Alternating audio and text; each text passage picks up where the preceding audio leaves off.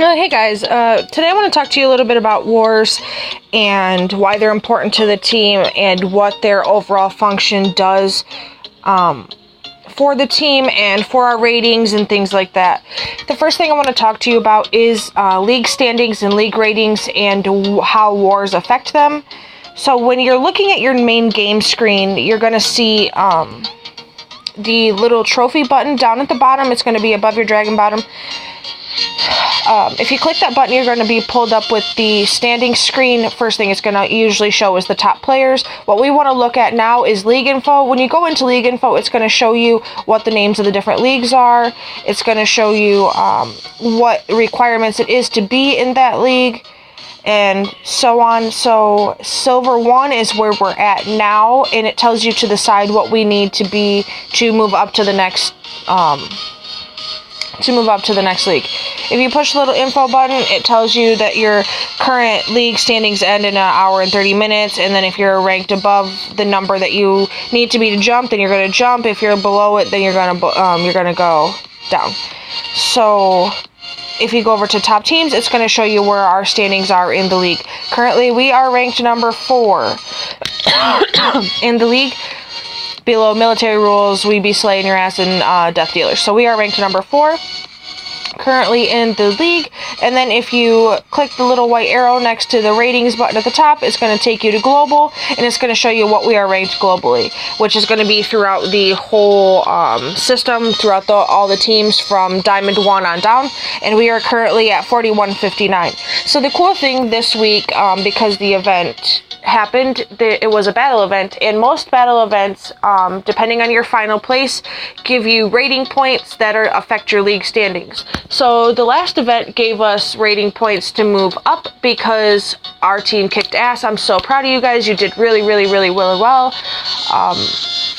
Every event is not gonna be like this. Breeding events, feeding events, training events, they're passive events. They don't do that, but battle events do. So that was the really cool thing this week. You guys did awesome. If you're watching this video after that, just know that your teammates are super sweet and they did a really good job. So currently at the time of this video, we are going to be promoted to Gold 5. Good job, guys. Gold is a good league. It's a little bit tougher than what we are now. We're going to be in the bottom tier of the Gold League. We're going to Gold 5 from Silver 1. So that's going to be a slight change, but you're a tough group, and I think you'll be doing just fine when we get there. So that's just a little bit about the league standings and how they work. It's based on a rating point system from your team from winning wars. Each war gives you a different amount of points up or down. If you win or lose, you go up. If you win, you go down if you lose. So let's just check out this particular team here, Sea Serpents. They are a team that we are at war with. I already declared war, so I can't check that. Okay, so let's check death dealers. So for informational purposes, if we were to declare war on death dealers, if we win that war, we get 16 rating points up, and if we lose the war, we get 16 rating points down. So if we were at the bottom of the league standings, or near the bottom, and we're only a couple of points away from being booted out of that particular section of the league, and we lost, then we would go down. Now, since we're up at the top, and if we win, we go up. So that's going to be a cool thing. So that's why wars are important. They keep us in the league, or they take us up, or they bring us down, depending on what we need to do as a team, what's beneficial for our team. I think Gold 5 is going to be okay. It's not too tough, but it's a little stronger than what we are now, and I think you guys are ready for that. Just know that Gold is no cakewalk like Silver and Bronze have been. So it's going to be a new experience, and I'm super proud of you guys for working hard as a team to get there. I think you're going to do a good job. I think you're going to be great. So when it comes to wars, actual wars in themselves, there's a little bit of a couple different things that need to happen.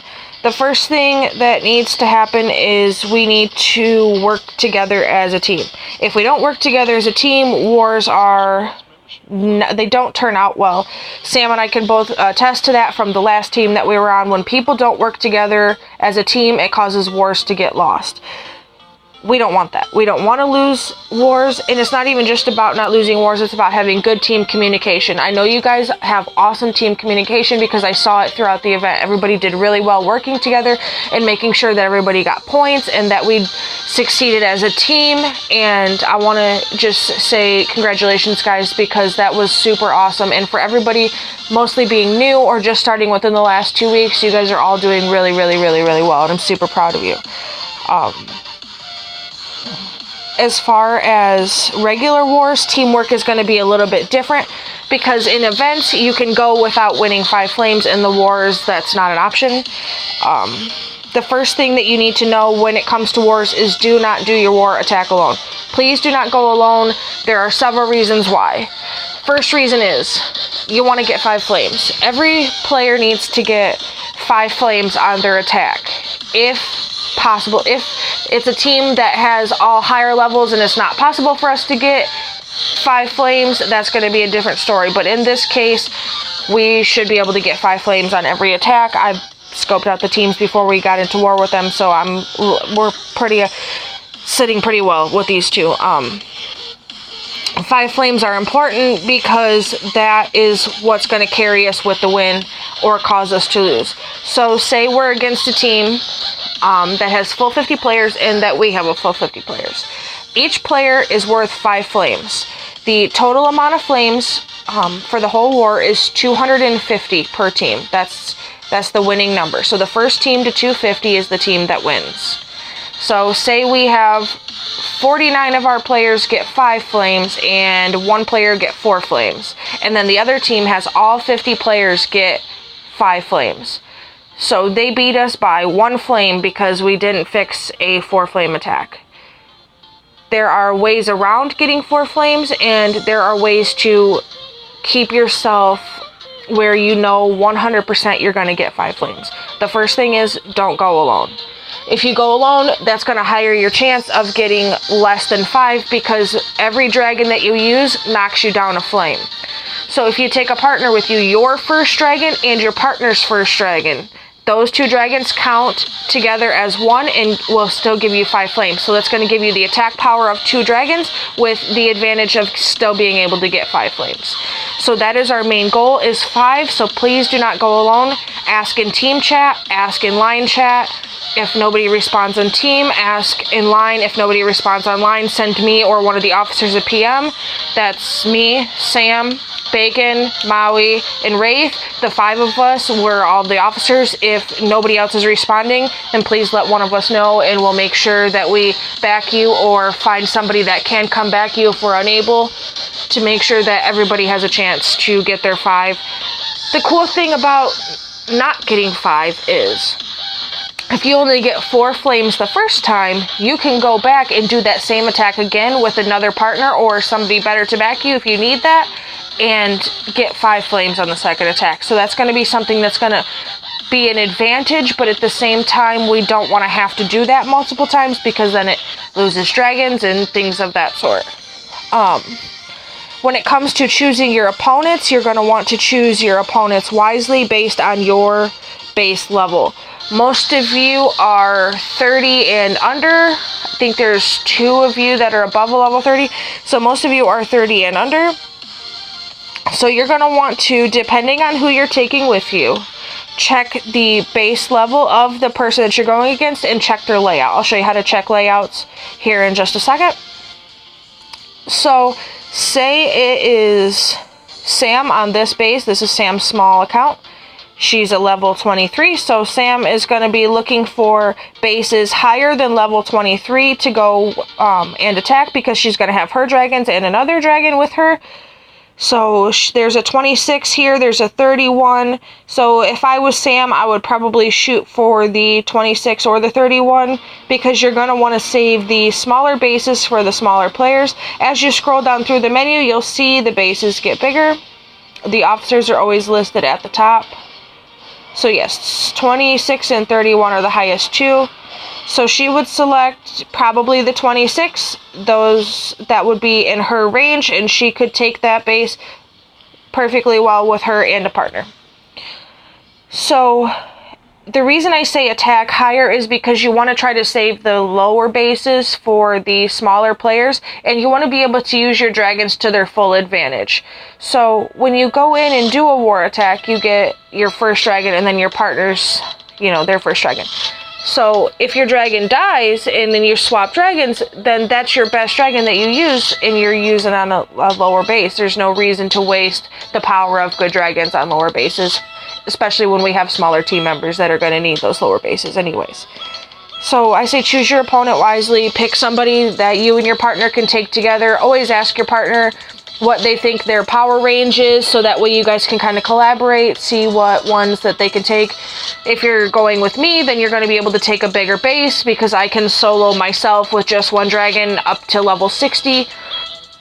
And with the help of some of the higher level players we have on our team, I know Maui and Sam and we took out a 73 the other day, and that was super awesome. Those ladies are super smart. Battle techniques, they're great to learn from. Maui, for just starting, is doing super awesome. So everybody give her congratulations on that. She's learning super well and she's doing great. So super proud of her for that.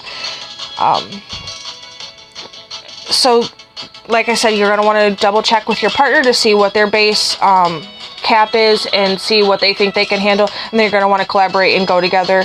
Like I said, if you get less than 5 flames, you can always go again. So the cool thing about wars is at the end of each war, when you go to collect your tokens for the night, and once the war is completed, it's going to show you a screen. It's going to pop up with a screen. It's going to have the MVP, which is going to be the player who kicked ass overall, had the most flames, most points contributed, most rage spent, most towers destroyed, things like that. It's going to be something different, but it's going to be they were the most valuable player on the team. They were the one that contributed the most. So each war is going to have somebody different depending on your contributions. And then there's going to be 3 other top mentions of players. It's going to be top defense, top rage spent, depending on, it's different every time. I always post those in the Dragon's Den chat so that everybody can see, who was MVP, and so we can give an honorable mention to the people who did really well and just let them know that we appreciate them for kicking ass for our team. So that's kind of something a little cool. It gives you a little bit of recognition for doing the things that you've done, and for being a good team player. So that's something to keep an eye on after every war. I'll make sure to post them, but you'll be able to see on your own. The first screen is going to show you the MVP, and then it's going to go to a second screen after you continue through that, and it's going to show you your rating for your personal things through. So it's going to show you how many flames you contributed, what place in the team you were. It's going to show you a couple different things. I'll send you guys some pictures so you'll be able to see that. Now, when it comes to selecting opponent, I've talked to you guys a little bit about this before. Reading bases. Reading bases is something that everybody needs to learn how to do, something everybody needs to get used to doing before you do every attack. That should be your first nature whenever you go to start an attack, is to read a base, other than to check the base for what it is that you're attacking if it's a regular attack. As you can see on this first base, it's going to show you the base layout, and it's going to show you the flow path of the way that the dragons go. So you'll be able to see the first long island, the second island, and then the last long island in this case, because there's only 3 islands, which is okay. So if you look like at the first island, you're going to see 3 cannon towers, a ballista, and then a red mage tower. And then the second part of that island is having a blue mage tower, 2 more ballistas, and an archer tower. So when you are selecting your dragon, you're going to want to make sure that you have a dragon that can get through those towers and also be able to take out the mage towers. Mage towers stop you from being able to cast your spells, your shields, your fireball, your death gaze, things like that. So you're going to want to make sure you have a dragon that's strong enough to get through that and take out those towers so you can use those spells. Red mage towers block red spells, blue mage towers block blue spells. So let's try to keep that in mind. I know a couple of you love to use Ember, and I've seen Some of you cast the Death Gaze spell. Death Gaze is a great spell, but if there's a red mage tower cloaking that island, you're not going to be able to use that spell. So the first thing you're going to want to do is take out that red mage tower, so that way you can cast that spell and get rid of all the other towers on the island. So whenever you're reading a base, you're going to want to see what the layout is. Like I said, you'll see where your 2 mage towers are. Those are the 2 most important towers on that island. And then you're going to come around to the next island, you're going to see another mage tower. Those are going to be the first things that I would want to take out personally, and I recommend that you try to take out when you hit the islands, because those are going to be the things that are going to prohibit you from casting bigger spells and making more damage on the island. They also keep you from being able to shield your dragon, so your dragon is taking nothing but damage if you can't cast a shield. The next important thing to look for is placement of certain towers, where the farms are, what the highest level towers are. Let's see if we can find a bigger base here. Let's see, we'll pick the most challenging one on our list. Oh boy. Okay, so I don't think this base is set up very well. I'm going to do you guys another video on base setups here after I finish this one. But so if you're looking at this one, it is considered a challenging base for her power level. The reason that they consider it a challenging base is because of the dragons that she has in her roster and what their attack capabilities are. If you look at this base, there's ballistas. Ballistas are junk, dear Jesus God. You can see its setup's pretty similar to the other one. So if you were to fly this base, the first thing you would want to take out when you come into this island is going to be the mage towers. So you would take out the red mage tower, and then the next tower you're going to want to worry about is the storm tower, because it can shield the other towers surrounding it. And then you'll be able to cast things like fireball, death gaze, things like that. And then you're going to fly into the next part of the tower, you take out the mage tower. So mage towers are always going to be your first thing that you're going to want to take out. And then you're going to worry about the storm towers next, because they shield the towers. Now, as far as it goes, like I said, ballistas are junk. I don't even worry about them. They have low attack, low super shot, blah, blah. So I'm not too concerned about those. I would take those out probably the last thing. So after you do your storm and your mage towers, to take those out, you're going to look and see what other towers are on the island. See, this one has archer. Archer towers are going to be the next thing you're going to want to take out, because they are super strong. They have a high damage, and their super shot is high damaging. I would say the last thing that you need to worry about taking out is going to be the farms and the mills. So, I mean, they don't do any damage, so that's like the last thing on the list to worry about. But that's how you read a base. You just go in and you look, and it's going to show you what towers are where, what their level is. Like, it'll tell you, like, this cannon tower here is a level 8. So you're going to be able to pick your dragon based on what's there on the island. So say I was to choose this dragon, it's going to show the dragon and the spells, the abilities that it has. It has freeze and it has summon warrior. So you're going to be able to choose from there which dragon you decide to fly for that particular attack. So that's how you're going to read your bases. Every base is going to be different. As you get higher up in your bases, you're going to see that there are more towers added. Lightning towers, dark flak towers, ice turrets, fire flak, things like that. As you get into those, you're going to want to factor those into your bases. But once we get up to that level, we'll talk a little bit more about those.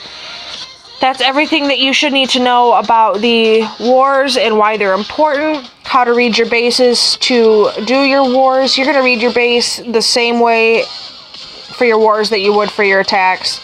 You just click the player and you click the green attack button, and it's going to pull up that same screen, so that way you can read their base a little bit.